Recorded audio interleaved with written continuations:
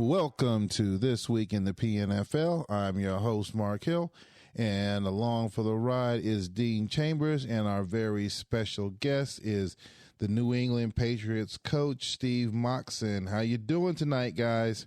Very good. All right. You there, Steve? I'm watching the Leafs get eliminated. Come on now. Be positive. So, we have finished up week 7 of the league of this season, of 2044 season. Some very disappointing news for some of the teams over there being played. I would say some teams got blown out. We have one overtime game. We had some close games by one score or less. So it was pretty much it kind of covers the gambit. So, but we'll go ahead and run through that. Our middle segment will be an interview with Coach Mox to get his little backstory on playing PNFL. We have a slight history as well from the, I think it was the USFL, or I forgot what the league was. We'll talk about it. AAFL. That's right. The AAFL league. That's where we first met up. And I think a couple other coaches out there. So I think there's some coach out there that remembers the AAFL days, which I actually found some files from that league that I still have archived on my server. So kind of a throwback there. And then we're going to go ahead. Go ahead. What you describe it sounds like a normal week in the PNFL. Yep, pretty much. And then we're going to go into our breakdown for the Week 8 games as we reach the halfway point. So a lot going on here. So we're going to go ahead and kick this thing off real quick with the first game on the list.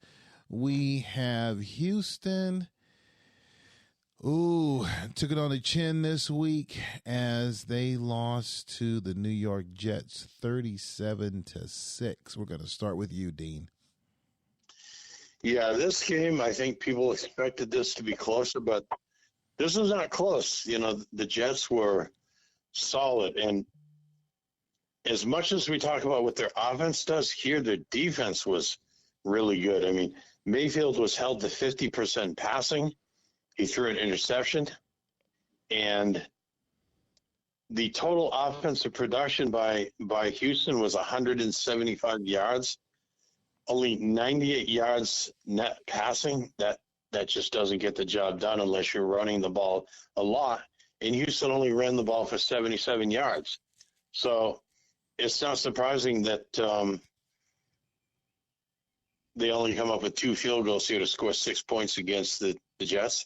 And the Jets are pretty solid on offense, over 400 yards of offense and 37 points. So this was a pretty dominant win by, at least going by one-loss records, the team that is right now the best team in the PNFL. All right. Steve, what do you got? Well, this is pure speculation on my part, but I think Thomas kind of has this thing where he circles a game, or depending on as the season goes, he will circle a game. But he definitely had this one circled because, you know, this is carryover from the playoffs last year. If you get what I mean. So it's kind of like he's always good, but he put in a special effort to this week, I think. And I think he does that every once in a while during the year. Like, there's particular games, particular teams where he goes the extra mile, so to speak. Because, you know, his normal is so much better than the rest of us. Most is better than the rest of us. So I think he really circled this game as like a revenge game from the playoffs. I know last year, not in the same context, but I was like 4-0, and he kind of, I think, circled that game and said, well, that's enough of this. And I think I lost 56-0. Right. It's like, yeah, okay, you cutting up. This is just you know, I'm not speaking for Thomas, but just my suspicions that, you know, something happens during the season, or something like that, that he goes the extra mile for certain games, and it was basically Houston was in the crosshairs this week. Yeah. Next game we have Indianapolis hosting New England, and New England happened to edge them out 21-19. We're going to start with you on this one, Dean, and then we're going to switch to the coach. Yeah, this game was somewhat close statistically, although Indianapolis had a bit more total yards of offense, and they both were around 50% third down conversions. But as you see, the score was New England by 2 points. And this is definitely an important win for New England.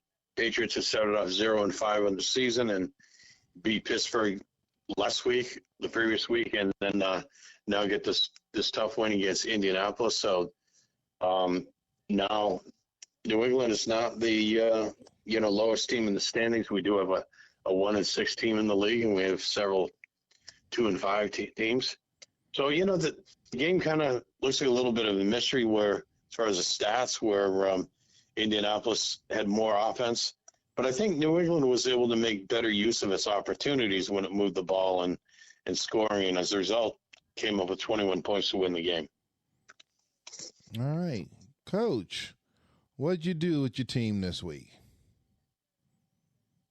Well, what I was doing, I was trying something new at the beginning of the season, and obviously it didn't work. So I've kind of been shuffling through things and, throwing things at the dartboard kind of stuff. This was like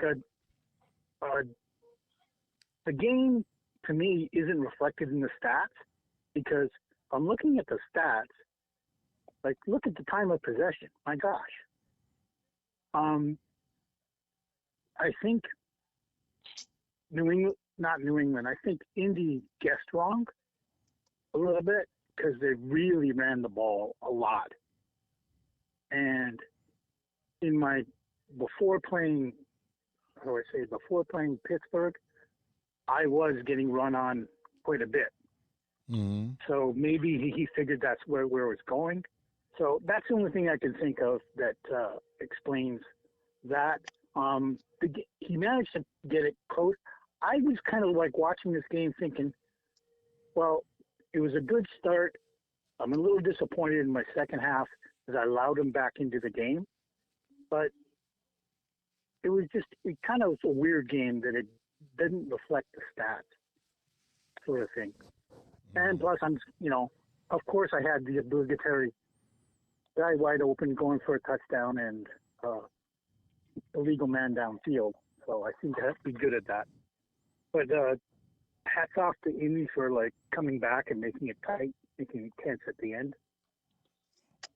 Okay. That's about all I can say. Indy's a good team. I don't know why they're 2-5. Okay. Yeah, and there's one key difference in the stats. Your passing game was 7.3 yards average per pass. His was only 3.8. That make a difference. You don't sustain as many drives when you're only completing passes for about 4 yards per pass. So that's the other 7.3 number. Around 7 and up is when your passing game starts to become more effective. Okay. Well, I also don't know what's happening with my running game, because I've only had one game where I ran more than 2 yards per carry. I don't know what. I have no idea. I've got great backs, and it's maybe there's a hidden ratings there that they've decided Chubb is too old. I mean, he was -2 yards, for crying out loud. He's one of the best backs in the league. Top 5? Yeah, but and he gets -2 yards. Well, again, it all comes down to the play calling on offense and the play calling on defense and how the profiles are set up. So it's a multitude of things. It's a mystery to me, which is probably not a good thing. Yeah. Okay, right. we better move on. Yeah. Next game, we have L.A. hosting Las Vegas, and L.A. took this one 26-22. Steve, you're up. I thought this was a really good game, but again, kind of like a little bit similar to my game that Las Vegas had the ball. Las Vegas was efficient on offense. And yet, somehow, I don't know how to say, Steve scored when he needed to, kind of thing, which is usually his trademark. He tends to do that. He did that last season, where he scores at important moments, and it's sometimes just enough to win. Mm-hmm. All right. Dean. Yeah, I'm seeing a couple of things here. One, the quarterback for the Raiders threw an interception, and that probably didn't help. And also, the Chargers had 9.1 yards per passing, so they were a bit more aggressive in their passing. Didn't do a whole lot of passing, though. Just Herbert was 8 for 12, which is, not a lot of passing. Apparently put a bit more focus on running the ball. But, like with New England, L.A. took advantage of their opportunity to score more effectively and managed to score a bit more in a close game, and that made the difference. All right. Next game, I hate to say, we have Seattle hosting Pittsburgh, and clearly neither the offense or the defense showed up, with the exception of the first quarter when the defense did show up. But Pittsburgh took this game 35-6. Steve. I don't know what to say other than, I've been on the end of this season as well. It was just a beatdown. Maybe he was pissed off that he lost to me last week. He wasn't really pissed off though. So I don't know what. Probably because you changed things up, and maybe too much. But yeah. That's just an ugly game. Yep.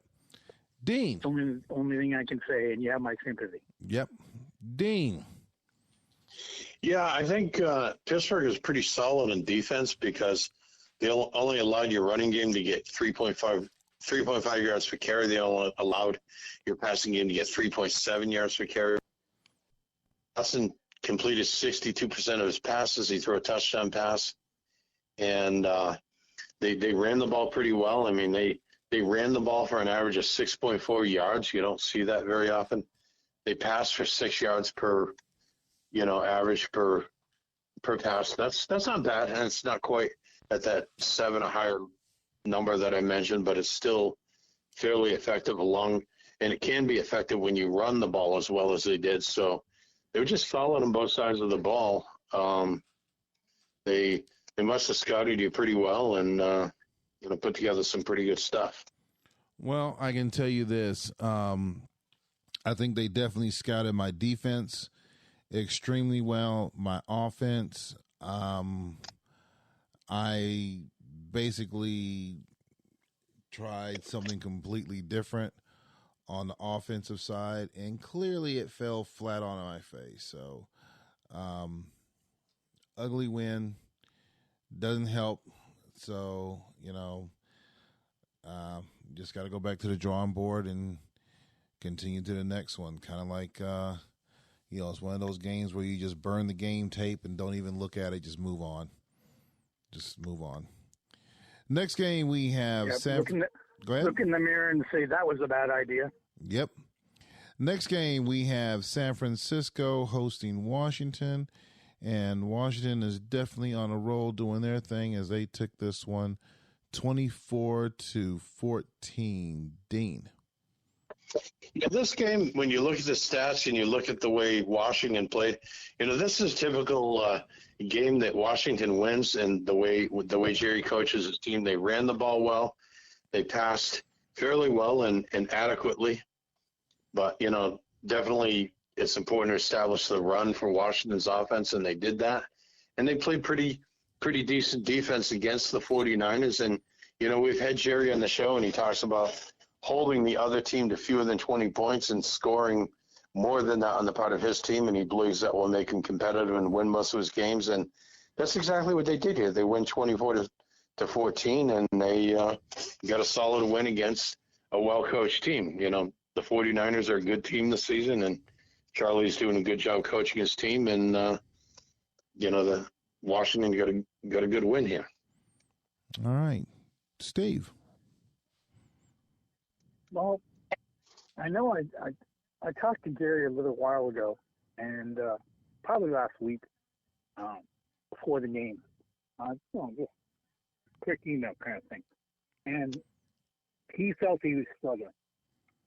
So my first thought was like, uh-oh, for whoever he plays next, because when he feels like he's struggling, he pulls up and goes pouring through the logs, just pouring through them, finds every little flaw, detail, anything that he's not happy with, and anything that the other team's not doing or doing too much or something. He's just, he doesn't sim. He just pours over the logs. And I know when he said he was struggling, that I was thinking, uh-oh, too bad for somebody next week. And I don't mean that Charlie's a bad coach at all. Charlie's an excellent coach. He's been in the playoffs, etc. I just think that Jerry had a kind of a bee in his bonnet about this. Not directed at San Francisco, just at his own team and his own play. Mm-hmm. So, and the result is 204 rushing yards. He just kind of scouted the heck out of it. And I don't know, is there going to be a rematch between Washington and San Francisco? I don't know. Only in the playoffs. Yeah. Well, you never. That could be a really interesting game in the playoffs because Charlie's probably ticked off now too. Anyway. Yeah. All right. Next game we have on the list, we have New York hosting Philly, and this was the rematch of the other game early this season when New York basically just went off. Definitely Philly said, okay, we got payback in your house.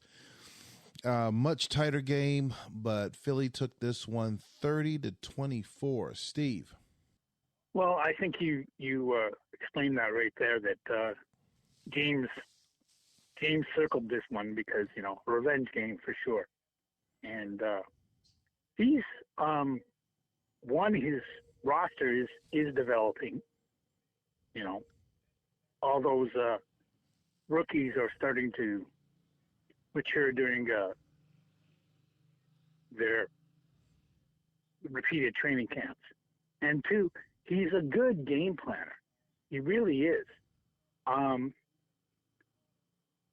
think he beat me last year 25-20, and I was frustrated because I thought I could have won the game if I didn't have Finley playing or something. Anyway, I was looking for excuses. But he really is a solid game planner. There's a reason he's got 200 wins. Even though he's everybody thinks of him as the draft and roster guru or crazy person, whatever you want to call it. And I don't mean that insulting, by the way, James. I just, he's not afraid to do different things. And he probably circled this one and went out of his way to make sure he'd get revenge. And it's reflected in the stats, very nice. He really likes one thing he really likes is the controlled passing game. And you can see that with the 61% completion rate. Mm-hmm. Definitely. Dean. Yeah, I think in addition to that, this is kind of a story of two quarterbacks here. And the main thing is Daniel Jones for the Giants threw 3 interceptions. That probably alone cost them a chance of winning this game. And you notice there must have been an injury. 2 quarterbacks played for, I was going to say Detroit, Philly. Trubisky was 10 of 19 for 53%. He's not been all that impressive, but Ritter came in and completed 9 of 12 passes for 132 yards even more and threw two touchdown passes where Trubisky had thrown only an interception. So, I don't know if that means a so-called quarterback controversy, but, Philly might not be starting its best quarterback or maybe hasn't been. So that might be something to look at. But, yeah, I think the 3 turnovers Probably was Excuse me, guys. Sorry. key factor in this game, and it's tough to win when you turn the ball over 3 times. Yeah. But otherwise, it may have been a much closer game. And not that it wasn't close, but you just can't overcome 3 turnovers. Yeah. Next game we have is our only overtime game of this week. We have Denver hosting Atlanta, and in the extra frame, Atlanta ended up taking this game 41-38. Steve. I thought it was a very entertaining, amazing game. Like really well done. Denver, for a first-year coach, he's kind of like the gadget man, like, with his coming up with his. I haven't actually used the new program yet. I probably should, since everybody else is. That's kind of a duh on my part. But he's going to analyze the heck out of you, and I thought Dean did an amazing job by rising to the occasion, so to speak. Because I didn't think Dean was going to win this game. I figured Denver would win by a touchdown, maybe 10 points.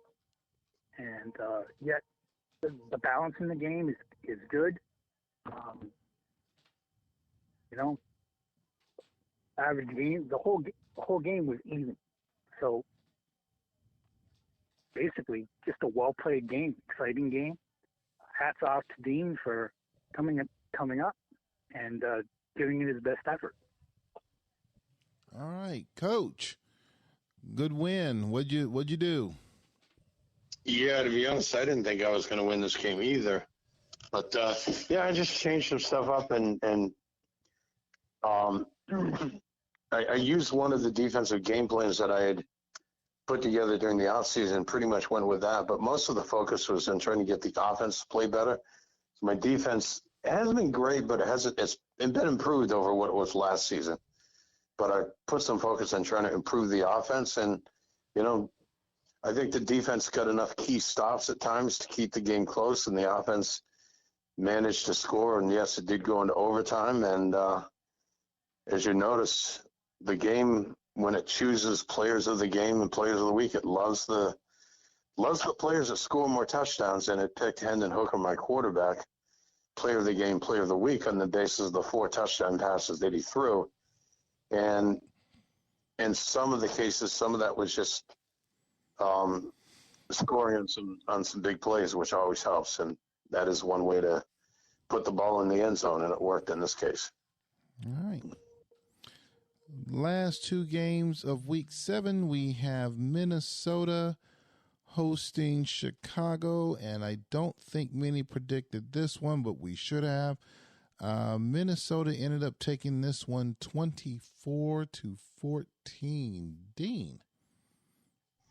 Yeah, we watched this game on Discord, and it was close early on, and then later in the game, it seemed like Minnesota, played some really solid defense and kept Chicago from scoring, and then kind of, as I remember, kind of late in the game, scored an additional score to pretty much put the game out of reach for Chicago, and Chicago never gave up. They were trying to move the ball with just a few minutes left, but it was just too little, too late, and really solid game plan all around by Minnesota to get over 100 yards of rushing and almost 300 yards in passing.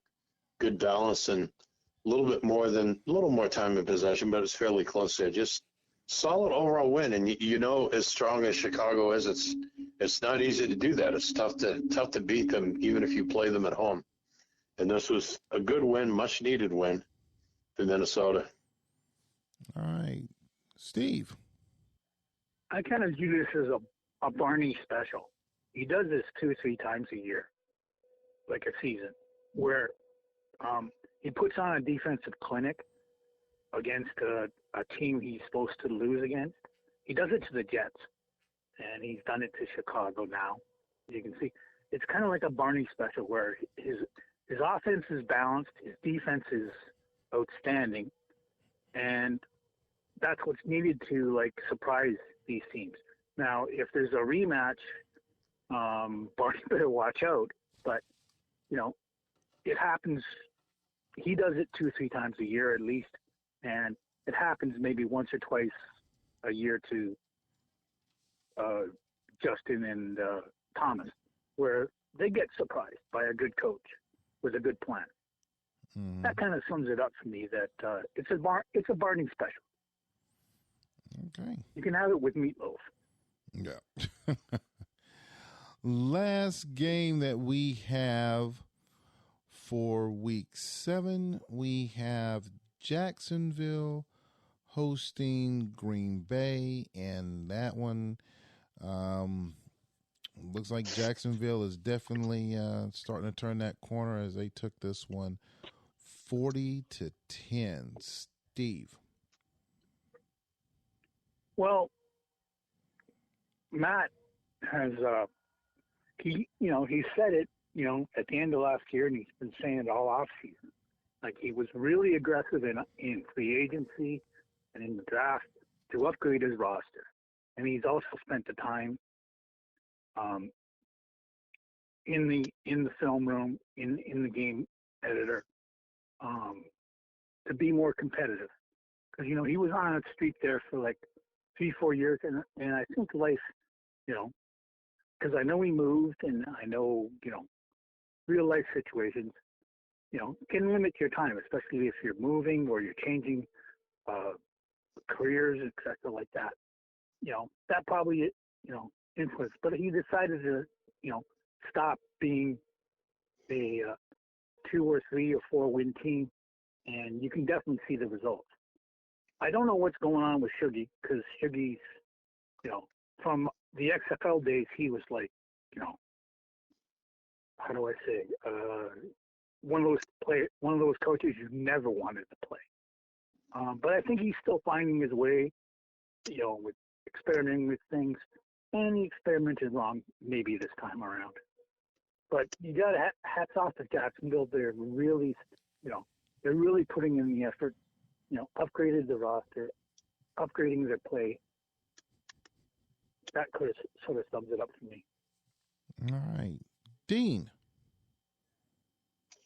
Yeah, this was a pretty tough game for Green Bay, as the score shows.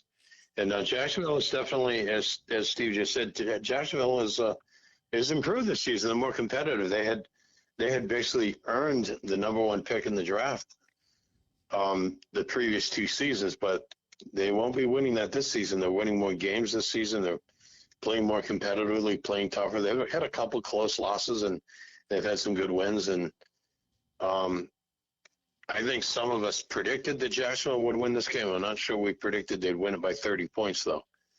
They pretty well dominated this game, and anyone playing against Jacksonville in the coming weeks will definitely want to bring their best.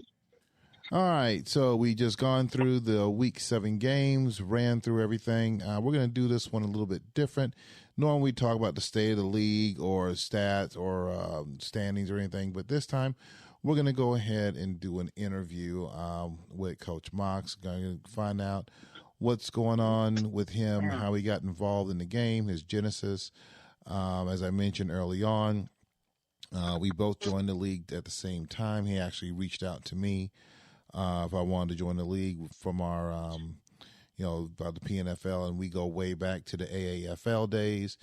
And I know that there's a couple other coaches out there that was in the AAFL as well. So I'll start off with the first question, and then I'll let Dean go ahead and jump in. So, Steve, what is your history with the game? Where did you start out? What was some of the early leagues you came up with or that you started out in? And just a quick rundown of your brief, your little quick rundown with the game, and then I'll let Dean jump in.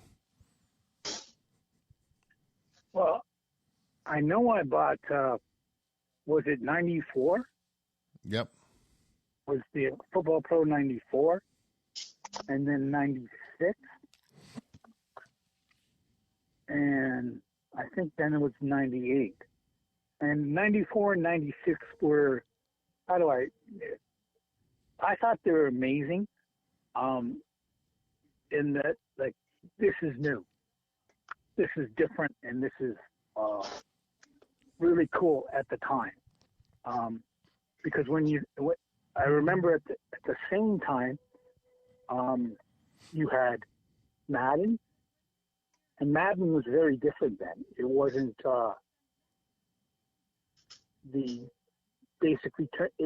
it was a computer game, even in DOS, and it had terrible graphics.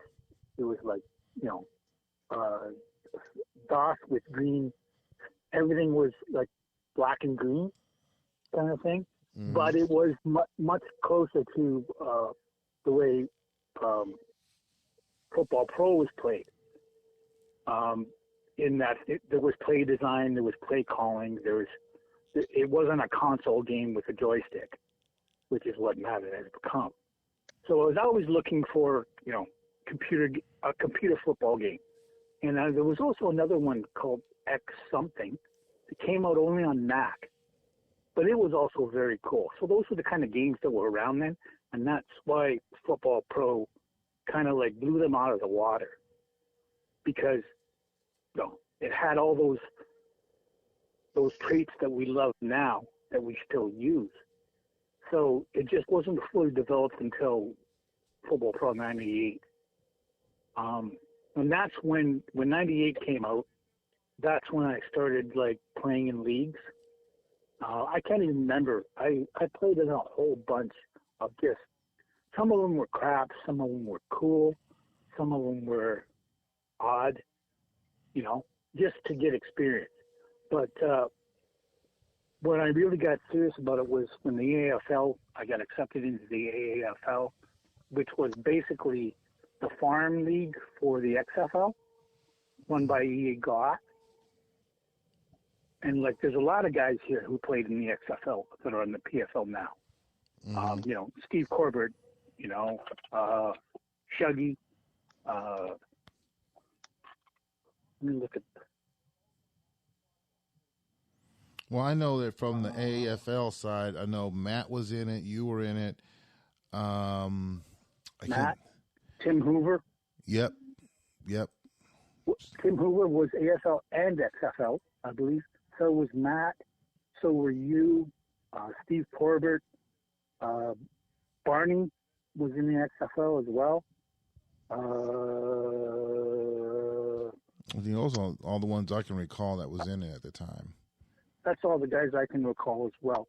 And I remember the commissioner from the XFL was, I'm trying to remember his name, but he was a great guy. He was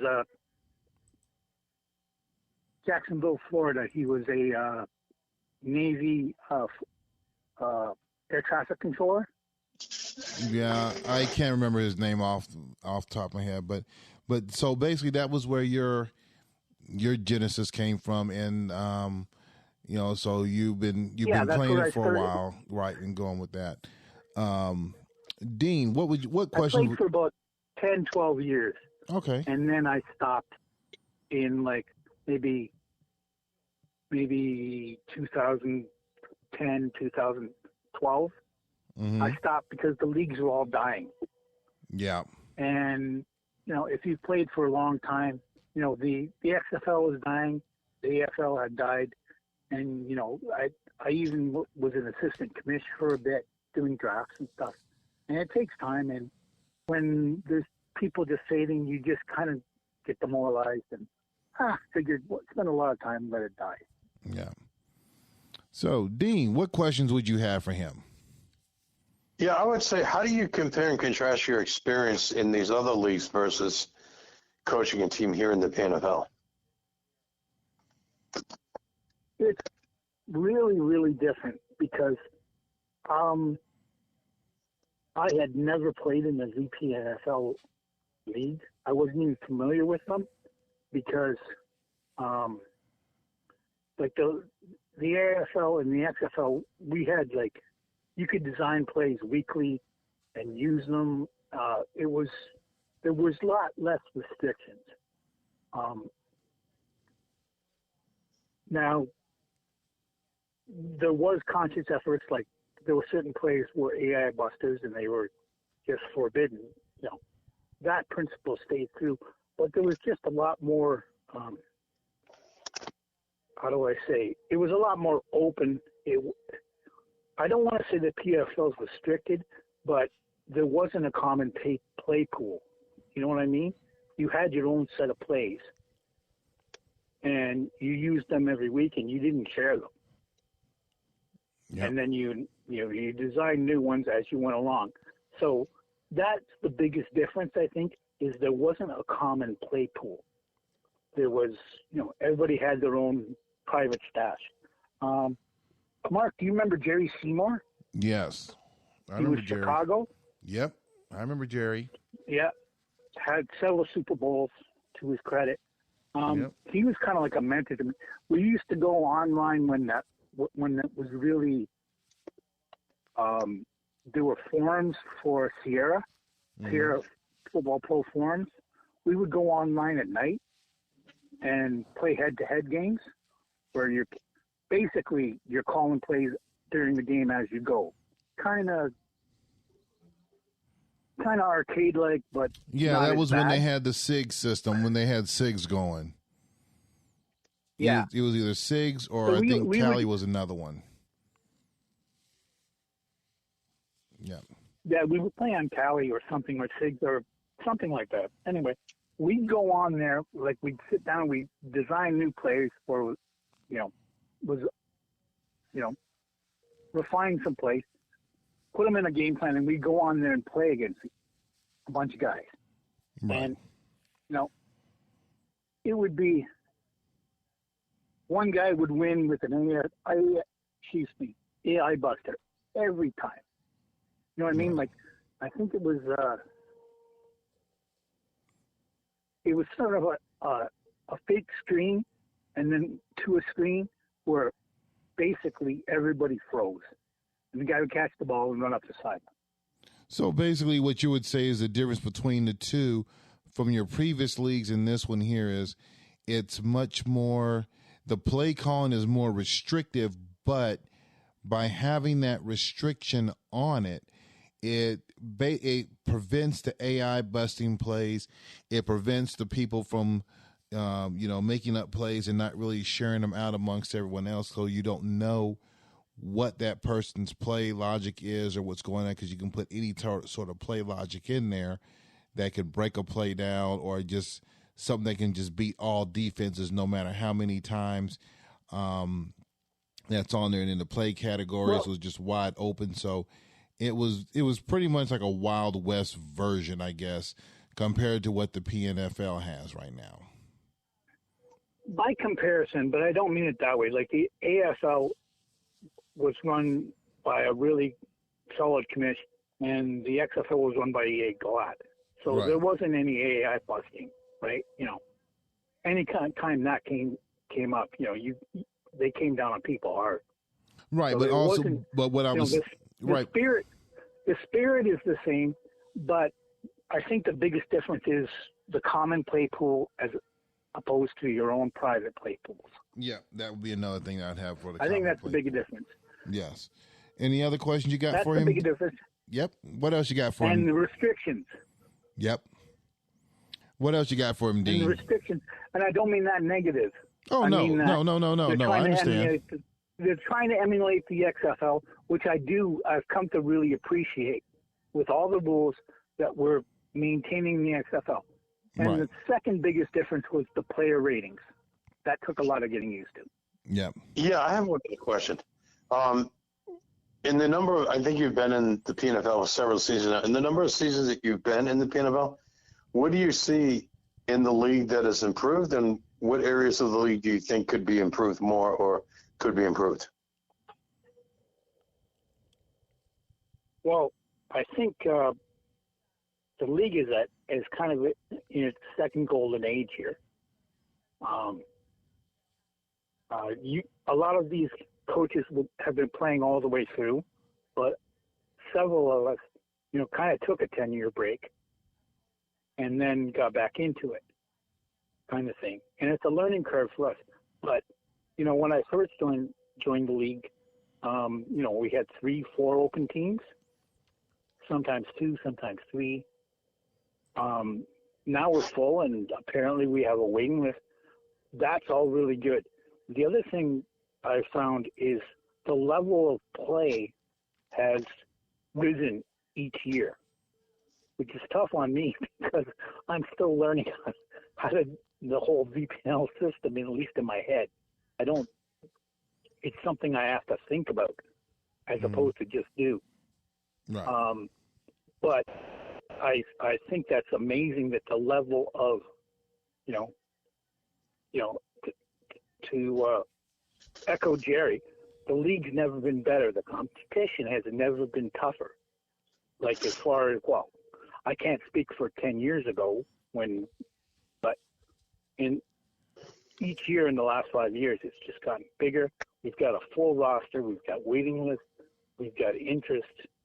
We've got a radio show. We've got Discord Friday nights. I mean, who would have thought this would have been happening 6 seasons ago? Right. Probably nobody. They, 6 seasons ago, they were thinking, gee, anybody, Charlie would email me 6 seasons ago and say, anybody else who wants to join? Right. Literally.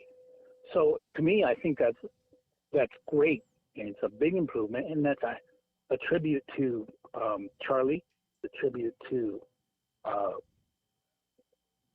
our co-commish, who drives me crazy sometimes. But actually, I drive crazy. There's a circle here. I drive Charlie crazy, and then Rich drives me crazy, and Jerry just tells me to calm down. Right.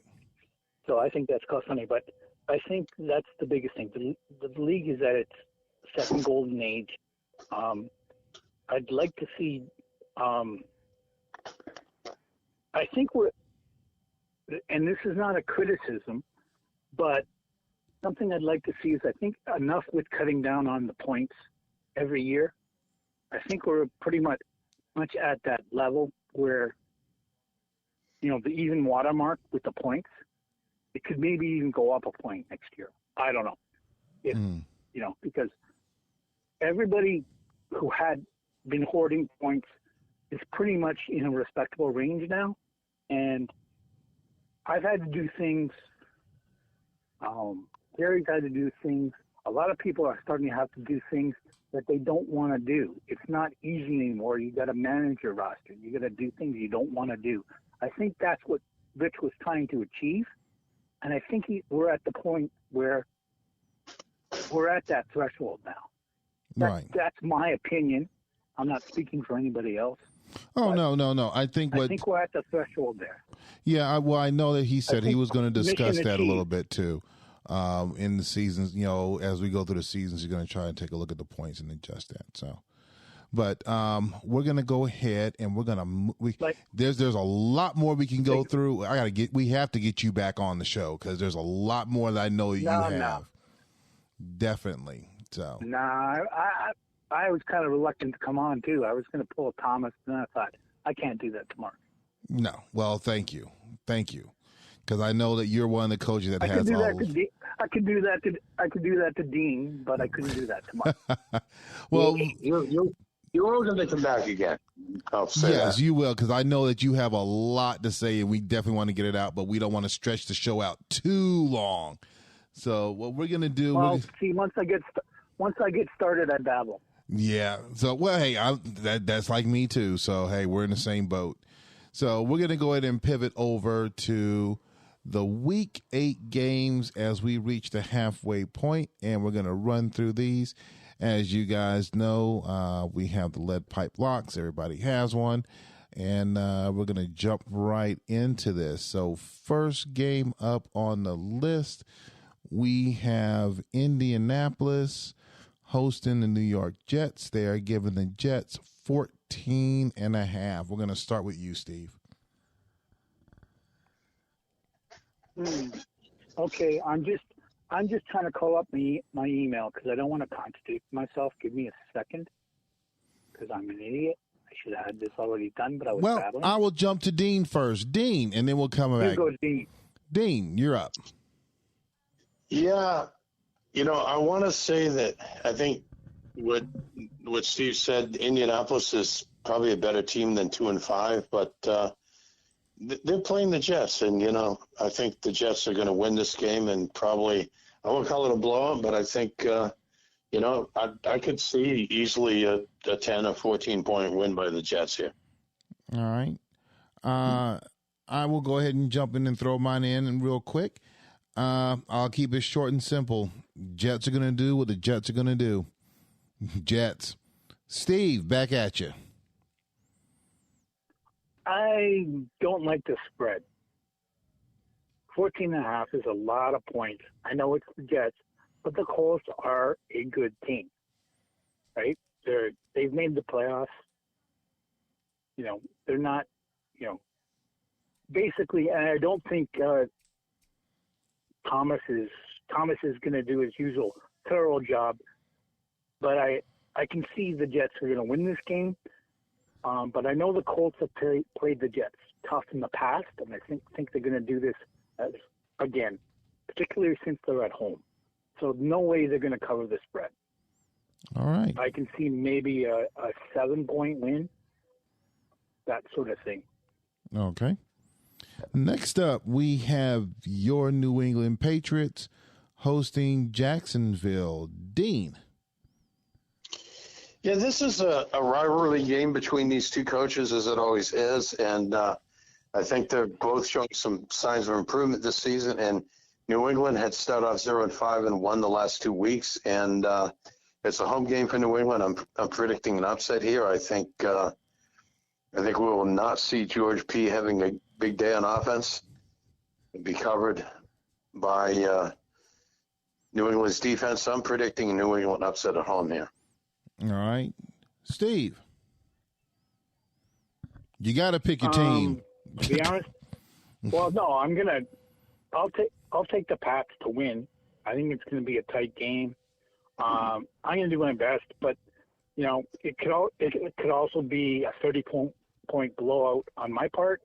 It could be a 30-point blowout by the Jaguars. It's just right now the Patriots are a team in flux.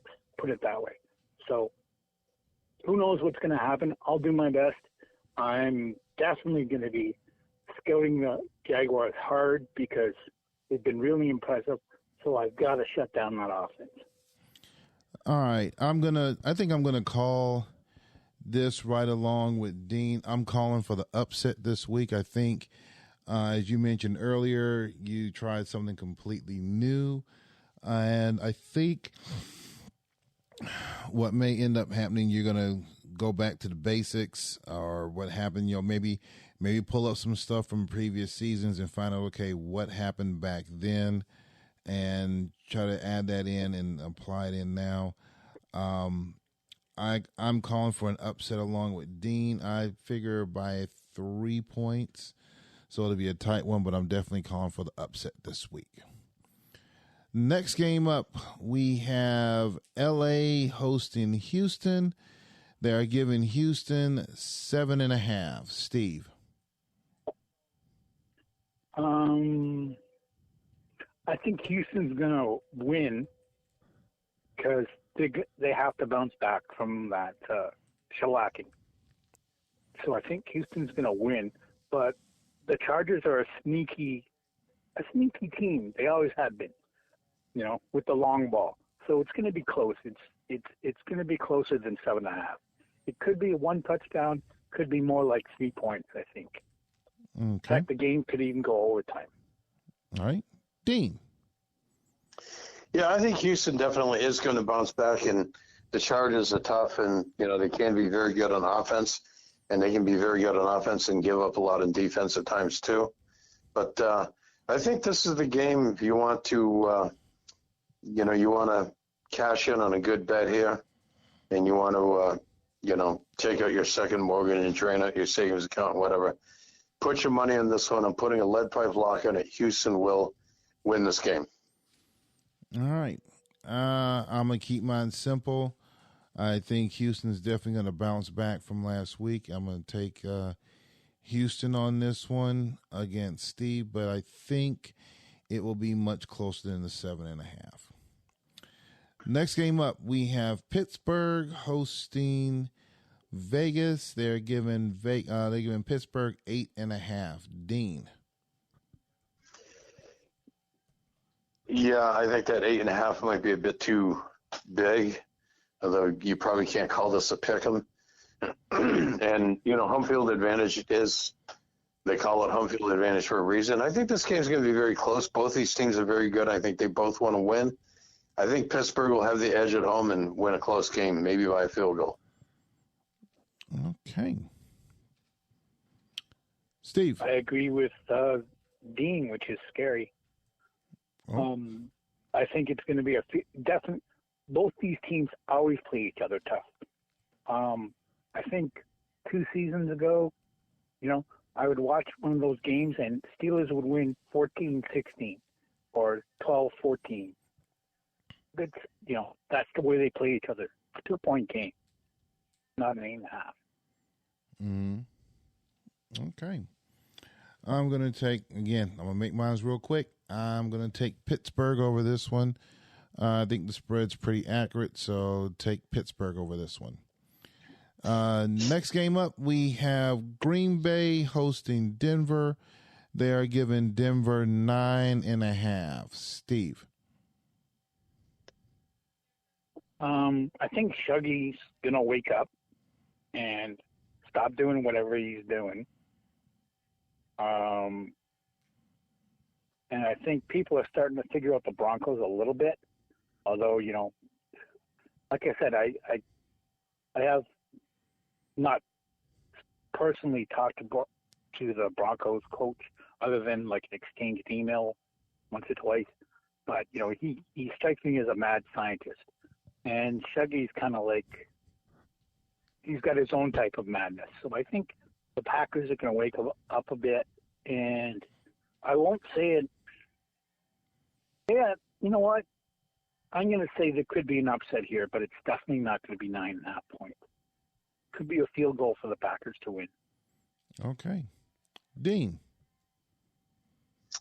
Yeah, I think Green Bay will play competitively. I don't think they're quite going to have enough to beat Denver. I'm predicting a Denver win fairly close. All right.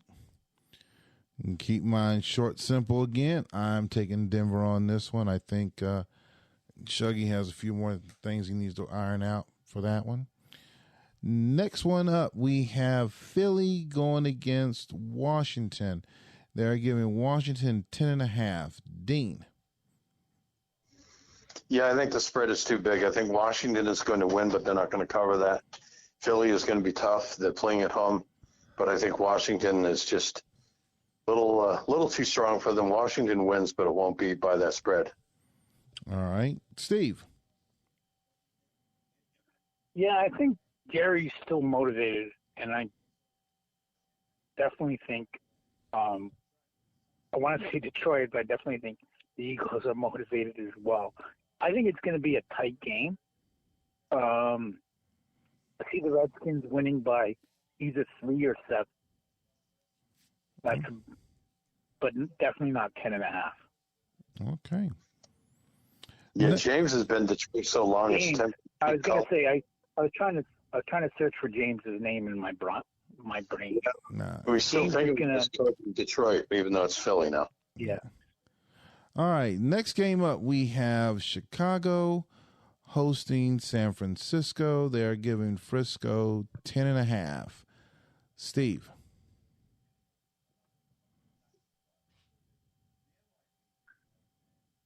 What did I go for? That's for Chicago and Frisco. You're up. You know what? I took the Cardinals because I figured they're pissed off. Okay. Dean. They don't like losing games. Yep. Dean. Yeah, the last time you want to play Chicago is the week after they lose a game, and Charlie gets that privilege this time, and Chicago is going to win this game at home. It was tempting to put a lead pipe lock on this, but it seemed like, that's too easy to put a lead pipe lock on that. But, yeah, this is definitely a Chicago win.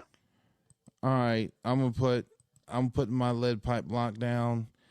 I'm going with Chicago on this one.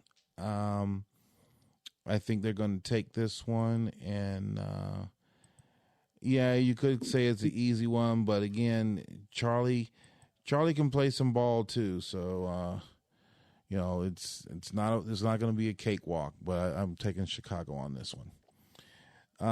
Coming down to the last two games, we have the Giants hosting Philly. They are giving the Giants 6.5. Dean. This one looks like it might be. What? Wait, you're going to have to edit that. Giants aren't playing Philly. Minnesota. What? Vikings are 6.5 favorite. Yeah, they're playing the Giants. What did I say, Philly? Okay. Yeah, I don't know. You're going to have to edit that. Sorry if I screwed it up. Reels. Say that for the blooper reels. Yeah, there you go. Just be glad you don't have Mitch here saying, reminding you, so you're picking New England? Yeah, pretty much. So, all right. So, Giants hosting Minnesota, 6.5. Dean, what do you got? Yeah, this is kind of a tough game to pick because the Giants are at home and they want to definitely rebound from losing last week, and Minnesota might be kind of riding high after beating Chicago. So I'm predicting the upset at home. I think the Giants are going to win a very close, tough game. I see like a 21-20 or a 24-21 kind of win, but I think the Giants win at home in the upset. All right. Steve. It scares me, but I'm thinking along the same lines as Dean again. Remember I told you Barney has Barney specials? Yeah. 2 or 3 times a year? But then he goes out and loses a game he should win. So I think this is a trap game for the Vikings. Okay. I can't see them winning by a touchdown. They may win by 3, but it's going to be tight. So it's definitely a trap game for the Vikings. Okay. Last game we have, which I think this will probably be a very interesting one. Battle of the 2 and 5s. You have Atlanta hosting Seattle. Steve. I have no idea. Like, honestly, Mark's not going to make the same mistakes he made before. And he's put together some really good game plans in the past. I expect him to bounce back and do that. Although, then we got Dean, who really surprised me against Denver. I shouldn't say really. I don't mean that insulting, Dean, but you did surprise me. I didn't expect your defense to hold up, into that slug. It's not going to be a offensive explosion. So, given that, I've got to say a close game. It's not going to cover. It's got to be the Seahawks. I don't expect. I don't expect to cover. I think it's going to be a 3-point game. I don't know who to pick them to me. All right. Dean. What did you say the spread of the game was? 6.5. 6.5. In favor of my team? Yep. I'm kind of surprised with that. I mean, I wouldn't have been surprised if this was a pick 'em or much closer than that, because I think that spread kind of disrespects what Seattle has done this season. No, I think with the game last week, I think my team has finally turned the corner, and I expect my team to be more competitive for the rest of the season. So I'm predicting a win for the home team. All right. I'm going to be simple. Go Hawks. Wrap it up. Go Hawks. All right, guys. We definitely ran long on this one, so we're going to go ahead and we're going to go ahead and cut this down a little bit. So as we go to wrap this up, I want to thank Steve for coming on the show this week. And as we go around the table one last time, any final words about the games coming up this week, Steve? I think it's going to be a lot of surprises. I just have that feeling. Despite what we just said about picking games and stuff like that, I think there's going to be 3 or 4 surprise games. All right. Dean, any final words for you take us home? Yeah, I think we may see some surprising results, not just as far as who wins or loses, but maybe how they do it in 1 or 2 of these games. And, reminder, next week we'll be talking about the halfway point of the season, because this week's games will lead to everyone having 8 games played, half a season. And it's going to be interesting to see what happens. As always, there's always some good games, and, we'll be on Discord on Friday watching some of those games together. So it'll be some good stuff. And I guess other than that, the only thing left to say is let's get it.